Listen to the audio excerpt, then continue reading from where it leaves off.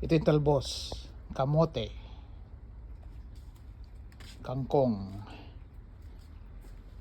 Ito yung mga cuttings ng aloe vera na pinag-iwa-iwalay ko. Lumalaki na sila kasi sarili silang pots. Pamimigay ko lang yan. Wala na akong space dito. Yan ang lahat ng aloe vera ko. Ito naman yung mga okra. Yan. Itong talbos laging tinatalbosan to ni nanay kasi mabilis tumubo. Nilapwahan. Ganon din yung okra. Yung okra. Mabilis tumubo pagka mainit. Lagi namumulaklak kasi mainit.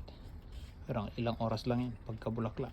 Pollinated na yan, tapos malalaglag na yung bulaklak na magiging bunga. Expose na yung bunga. Bilis lumaki to. Okra, paborito ni Ampi. Ito yung pangalawang calamansi tree ko na binili. Ayan, tangkad niya, no? Ito mga herbs, Thai chili, basil, lemon trees ko, 2 taon na. Naripat ko para ma-rescue kasi hindi tumutubo dun sa dating lalagyan. Ito oregano, another herb. Ito, nagtanim ako ng carrots para sa malamig na panahon. Ito yung aking orange tree, mandarin tree.